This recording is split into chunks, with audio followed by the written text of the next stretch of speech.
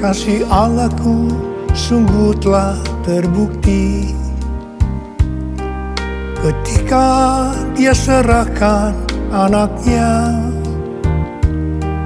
Kasih Allah mau berkorban bagi kau dan aku. Tak ada kasih seperti kasih-Mu. Bersyukur, bersyukur, bersyukur. Oh, bersyukur karena kasih setia-Mu. Ku sembah, ku sembah, ku sembah dan ku sembah. Selama hidupku ku sembah Kau Tuhan. Selama hidupku ku sembah Kau Tuhan.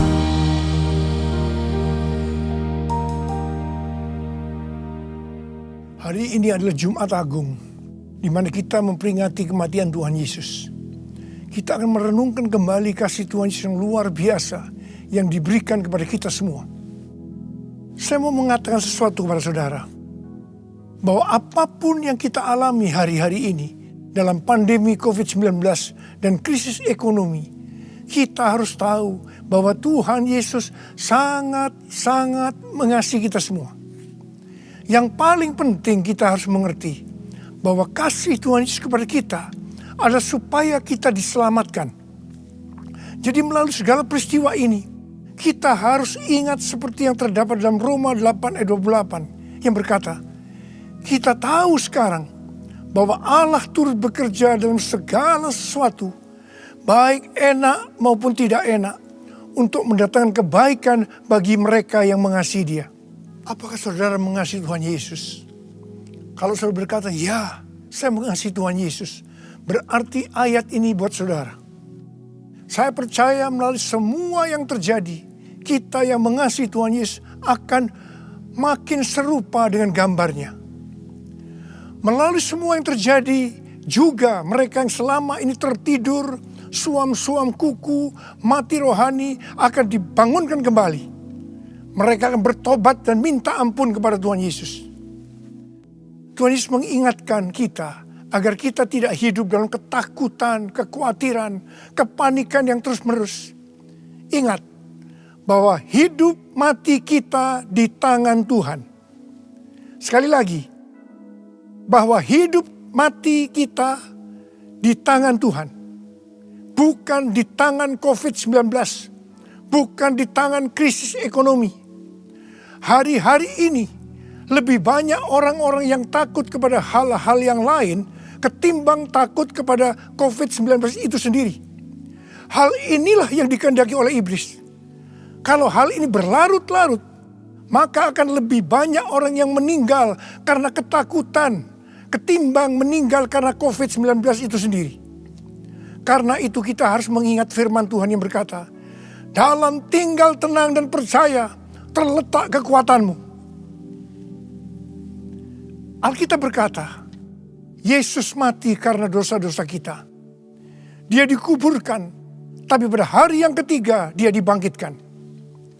Alkitab berkata, semua orang telah berbuat dosa dan telah kehilangan kemuliaan Allah.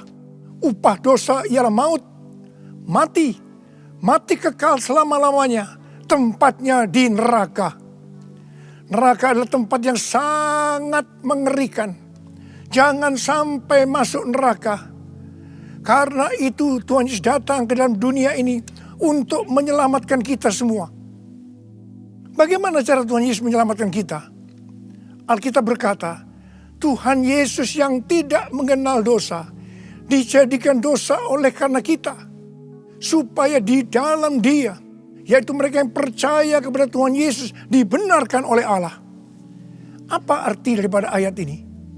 Tadi dikatakan, semua orang telah berbuat dosa dan telah kehilangan kemuliaan Allah.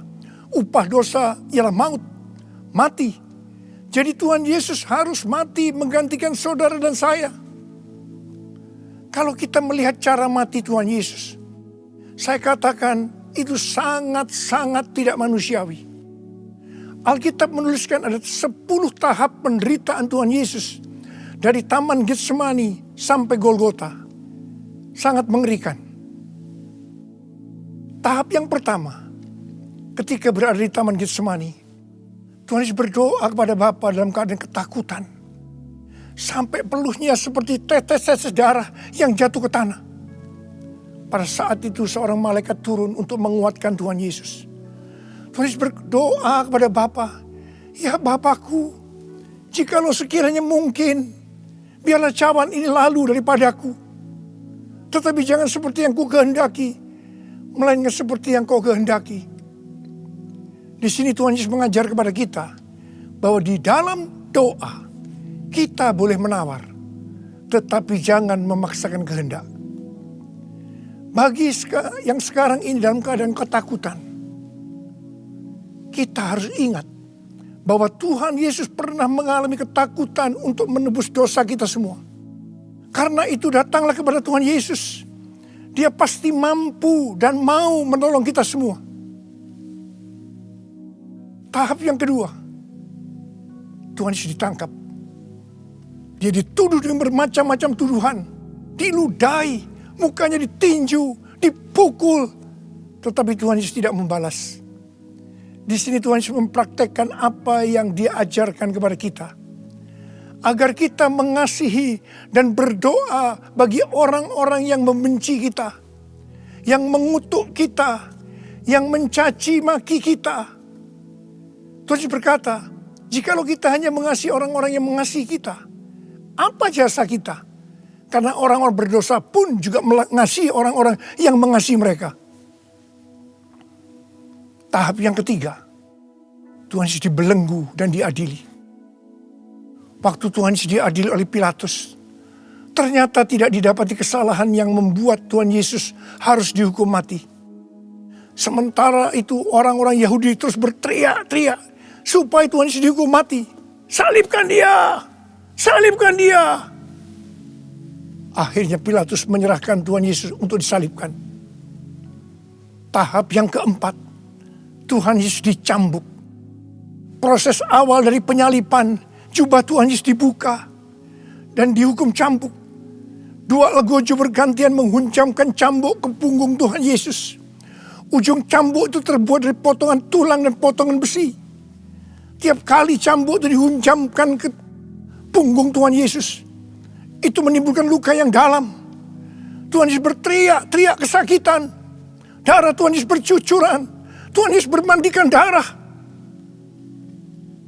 Tahap yang kelima, kepala Tuhan Yesus diberi mahkota duri.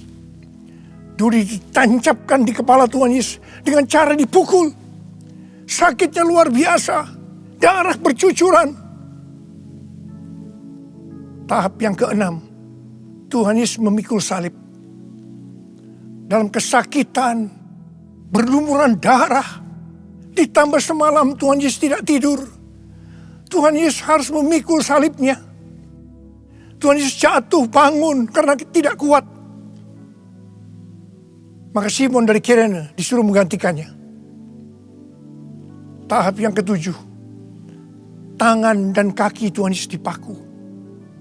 Sakitnya luar biasa. Darah bercucuran. Tahap yang ke-8, Tuhan Yesus digantung di atas kayu salib. Pada saat itu Tuhan Yesus menderita secara lahir maupun batin. Secara lahir dia merasa sakit yang luar biasa di sekujur tubuhnya. Dan juga merasa karena ada cairan yang menekan jantungnya. Secara batin Tuhan Yesus menderita.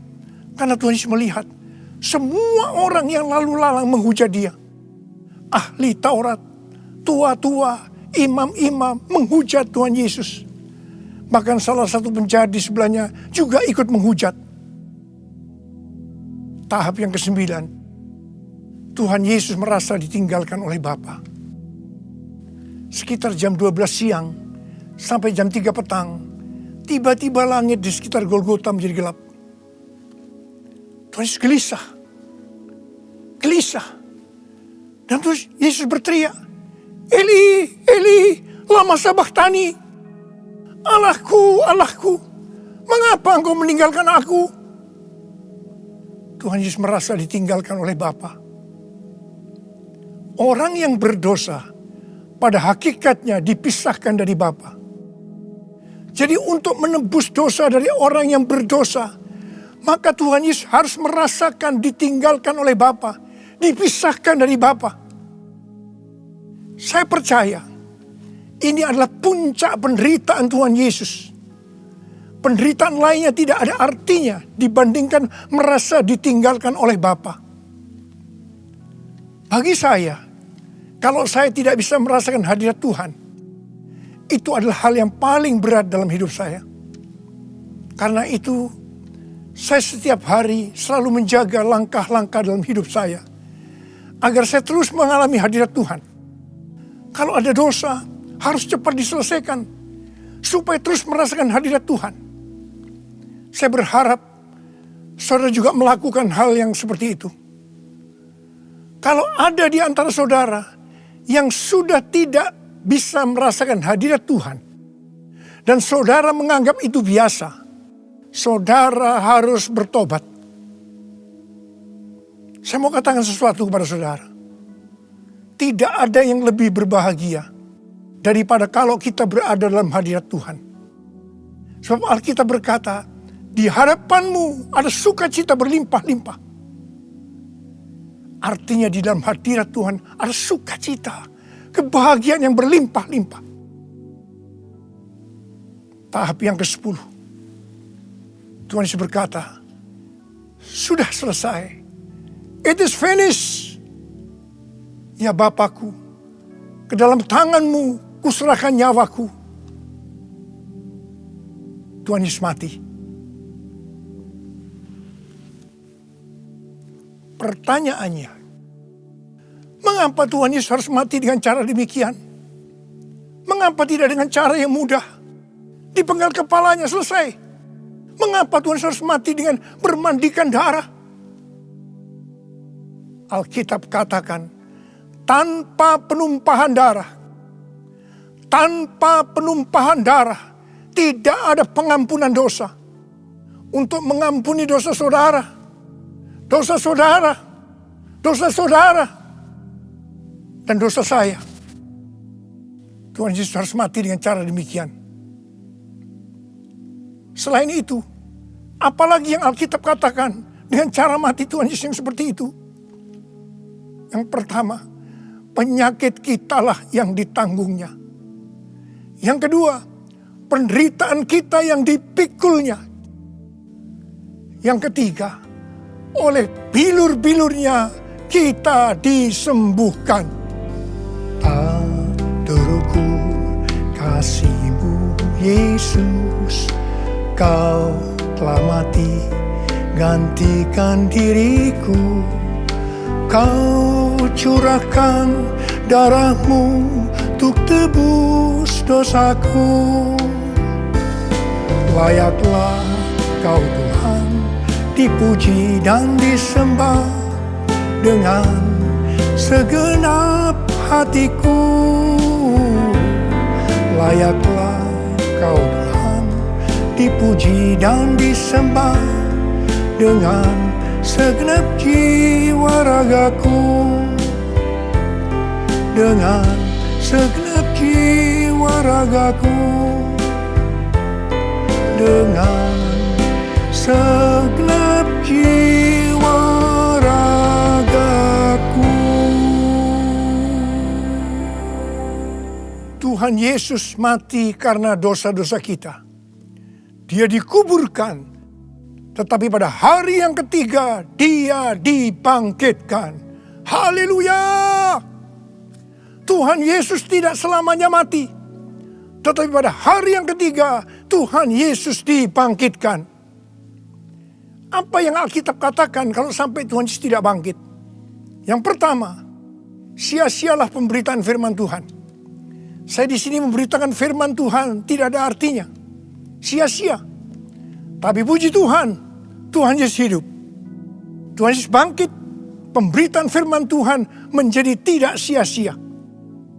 Hal yang kedua, kalau sampai Tuhan Yesus tidak bangkit, sia-sialah kepercayaan kita. Dan kita akan tetap mati di dalam dosa-dosa kita. Demikian juga dengan orang-orang yang mati di dalam Tuhan. Mereka akan tetap binasa.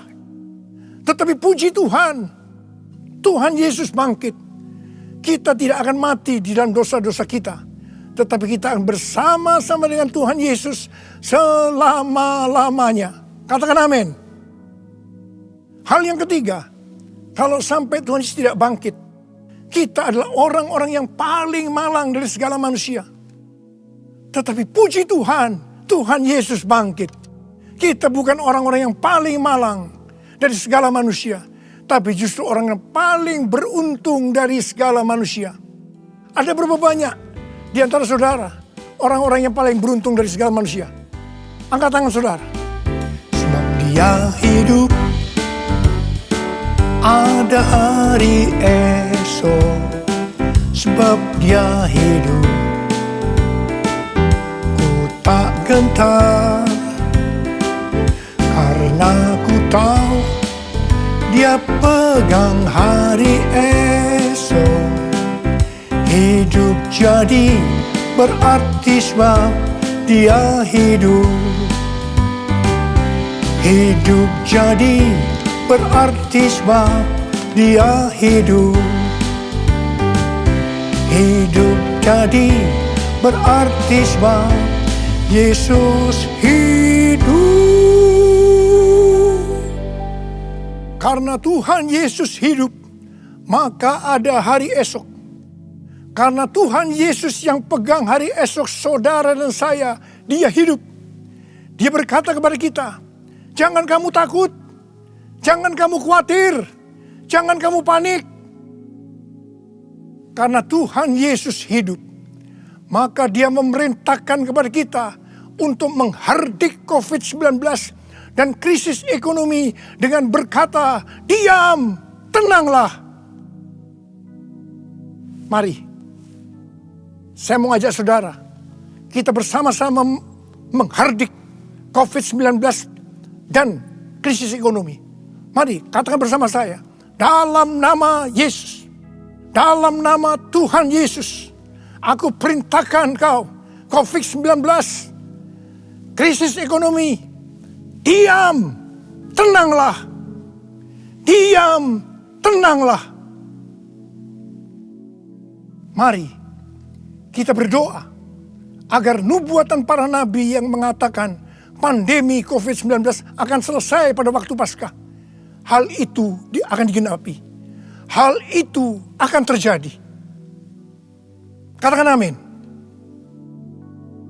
Karena Tuhan Yesus hidup, kita akan melihat Pentakosta ketiga akan digenapi. Di mana melalui semua peristiwa yang sedang terjadi saat ini, penuaian jiwa yang terbesar dan yang terakhir sebelum Tuhan Yesus datang kembali, itu terjadi. Kita akan melihat bangkitnya generasi Yeremia, yaitu generasi anak-anak muda yang dipenuhi dengan Roh Kudus, cinta mati-matian kepada Tuhan Yesus, tidak kompromi terhadap dosa, dan akan memenangkan banyak jiwa. Kepada kita, orang yang sungguh-sungguh dengan Tuhan, akan diberikan kuasa untuk menyelesaikan amanat agung Tuhan Yesus. Karena Tuhan Yesus hidup, maka mujizat-mujizat yang dilakukan oleh Tuhan Yesus masih ada sampai dengan hari ini. Orang buta melihat, orang lumpuh berjalan, orang tuli mendengar, orang mati dibangkitkan, orang kusta menjadi tahir, dan kepada orang miskin diberitakan kabar baik. Karena Tuhan Yesus hidup, maka di dalam pandemi COVID-19, Tuhan menyuruh kita memperkatakan Mazmur 91. Mari, saya ajak saudara, mari kita perkatakan bersama-sama. 1, 2, 3. Orang yang duduk dalam lindungan yang maha tinggi dan bermalam dalam naungan yang maha kuasa akan berkata kepada Tuhan, tempat perlindunganku dan kubu pertahananku, Allahku yang kupercayai. Sungguh Dialah yang akan melepaskan engkau dari jerat penangkap burung, dari penyakit sampar yang busuk. Dengan kepaknya Ia akan mendudungi engkau. Di bawah sayapnya engkau akan berlindung. Kesetiaannya oleh perisai dan pagar tembok. Engkau tak usah takut terhadap kedahsyatan malam, terhadap panah yang terbang di waktu siang, terhadap penyakit sampar yang berjalan di dalam gelap, terhadap penyakit menular yang mengamuk di waktu petang. Walau 1000 orang rebah di sisimu dan 10.000 di sebelah kananmu, tetapi itu tidak akan menimpamu. Engkau hanya menontonnya dengan matamu sendiri dan melihat pembalasan terhadap orang-orang fasik. Sebab Tuhan adalah tempat perlindunganmu, yang maha tinggi telah kau buat menjadi tempat perteduhanmu. Malapetaka tidak akan menimpa kamu, dan tulah tidak akan mendekat kepada kemahmu. Sebab malaikat-malaikatnya akan diperintahkannya kepadamu untuk menjaga engkau di segala jalanmu. Mereka akan menatang engkau di atas tangannya, supaya kakimu jangan terantuk pada batu. Singa dan ular tedung engkau langkahi. Engkau akan menginjak anak singa dan ular naga. Sungguh hatinya melekat kepadaku, maka aku akan meluputkannya. Aku akan membentenginya, sebab ia mengenal namaku. Bila ia berseru kepadaku, aku akan menjawab. Aku akan menyertai di dalam kesesakan. Aku akan meluputkannya dan memuliakannya. Dengan panjang umur akan kukenyangkan dia, dan akan kuperlihatkan kepadanya keselamatan daripadaku. Amin. Karena Tuhan Yesus hidup, Tuhan memberikan tema tahun 2020 sebagai tahun dimensi yang baru. Kita harus percaya bahwa setelah pandemi COVID-19 dan krisis ekonomi berlalu, kita akan memasuki dimensi yang baru, di mana apa yang tidak pernah kita lihat dengan mata, tidak pernah didengar oleh telinga, dan tidak pernah timbul dalam hati, semuanya itu akan diberikan kepada orang-orang yang mengasihi Tuhan Yesus. Oleh karena kemurahan Tuhan, ku ada sampai hari ini. Oleh karena kebaikan Tuhan, janjimu terjadi bagiku. Aku percaya berkat-Mu atasku melimpah. Kebajikan, kemurahan selalu mengikutiku. Ku puji, ku sembah Kau Tuhan. Ku puji, ku sembah Kau Tuhan. Ku puji, ku sembah Kau Yesus. Mari angkat tangan saudara, sembah Dia. Oh, sembah, berbahasa roh. Yang sudah berbahasa roh, berbahasa roh. Oh, dia labakan nama ya.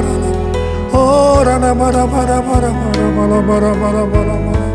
Oh Yesus, oh Yesus, Yesus, Yesus. Oh Yesus, Yesus, Yesus, oh Yesus, Yesus. Oh rana masikara bara. Oh rana bara.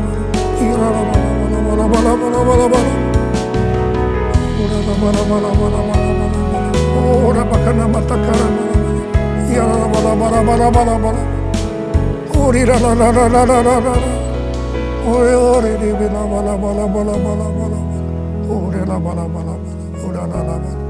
Ora la. Ore di.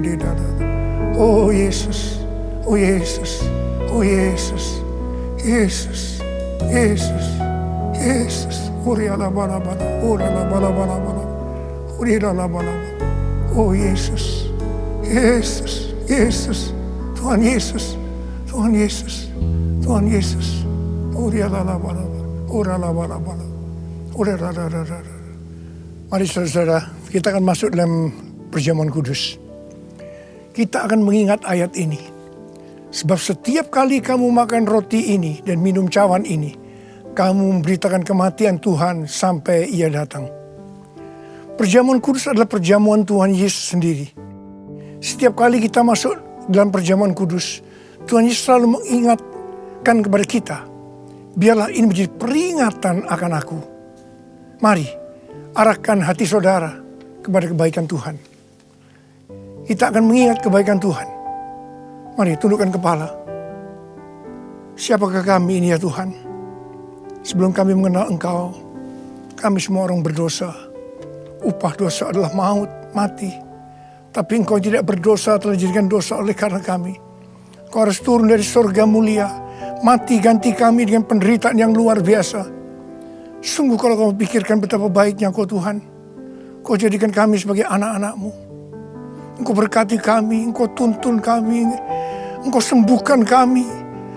Engkau tegur juga kalau kami salah. Itu Engkau ya Aba, itu Engkau.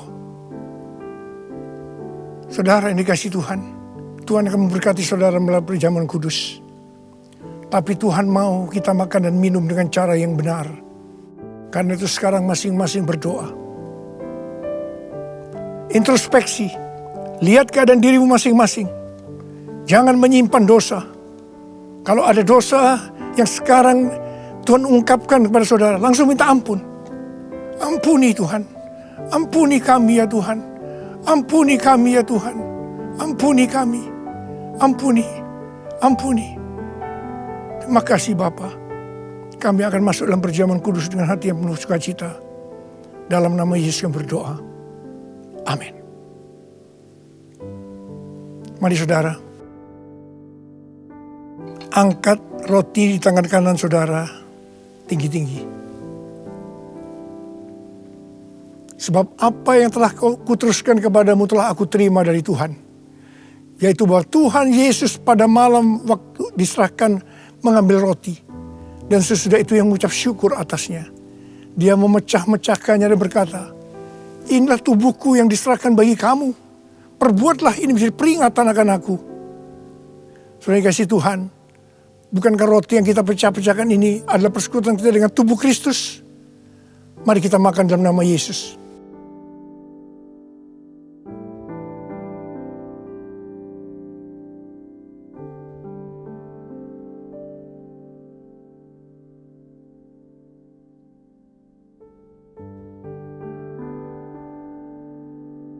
Mari, angkat cawan di tangan kanan kita tinggi-tinggi. Demikian juga ia mengambil cawan sesudah makan lalu berkata, cawan ini adalah perjanjian baru yang dimeteraikan oleh darahku. Perbuatlah ini setiap kali kamu meminumnya menjadi peringatan akan aku. Sudah dikasih Tuhan, bukankah cawan pengucap syukur yang atasnya kita ucapkan syukur adalah persekutuan kita dengan darah Yesus? Mari kita minum dalam nama Yesus.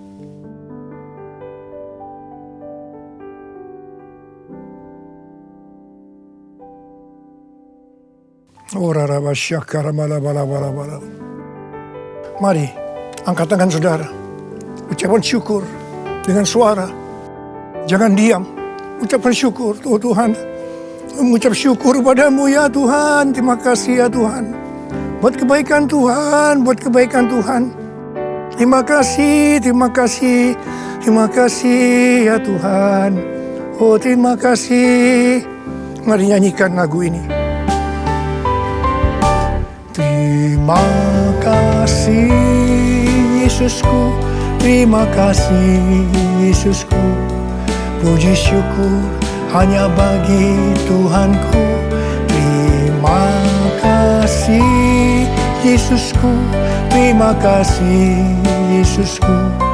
Puji syukur hanya bagi Tuhanku. Puji syukur hanya bagi Tuhanku. Puji syukur hanya bagi Tuhanku.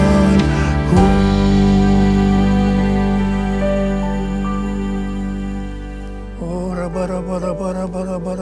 oh Yesus, Tuhan Yesus, terima kasih buat kehadiran-Mu. Terima kasih buat berkat-berkat-Mu, kesembuhan, kelepasan, jawaban doa, kekuatan yang baru, pengharapan yang baru. Tuhan, anak-anak-Mu diberkati, dikuatkan pada hari-hari ini Tuhan. Pada waktu pandemi COVID-19, krisis ekonomi, Tuhan berikan kekuatan buat anak-Mu, berkati mereka. Hamba sekarang memintakan kepadamu, mereka mungkin ada yang dalam keadaan ketakutan, kebingungan, tidak tahu apa yang diperbuat. Mereka khawatir, dalam nama Yesus, biarlah damai sejahtera Tuhan turun atasmu saat ini. Ya Tuhan, bagi yang sakit Tuhan, dalam nama Yesus, sembuh dalam nama Yesus. Sembuh dalam nama Yesus. COVID-19 aku perintahkan kau pergi. Dalam nama Yesus. Dalam nama Yesus. Sembuh dalam nama Yesus. Bapa, berkatilah anak-anakmu yang saat ini mereka berada di rumah-rumah. Hamba-Mu tahu ini semua adalah rencana-Mu untuk kami lebih sungguh-sungguh dengan Tuhan. Kami lebih sungguh-sungguh dengan keluarga ya Tuhan. Terima kasih Bapa, terima kasih. Terima kasih. Semua ini akan selesai. Semua akan selesai. Dan anak-anak-Mu akan meningkat. Iman mereka, kerohanian mereka. Mereka menjadi serupa dengan gambar Tuhan Yesus. Dan mereka semua akan dipakai oleh Tuhan untuk memenangkan banyak jiwa. Kami sedang memasuki Pentakosta yang ketiga ya Tuhan. Berkati anak-anak-Mu semuanya. Berkati anak-anak-Mu. Engkau cukupkan, malah berikan mereka hidup yang berkelimpahan di tengah-tengah resesi ekonomi saat ini. Berkat-Mu melimpah. Terima berkat Tuhan. Terima, terima, terima. Dalam nama Yesus. Amin. Mari angkat kedua tangan saudara, terima berkat Tuhan. Kasih karunia yang berlimpah-limpah daripada Allah Bapa di dalam Anak yang tunggal Yesus Kristus. Persekutuan yang manis dengan Roh Kudus menyertai saudara sekalian mulai hari ini sampai Tuhan Yesus datang menjemput kita di awan-awan dan bahkan sampai selama-lamanya. Yang percaya bersama-sama katakan amin.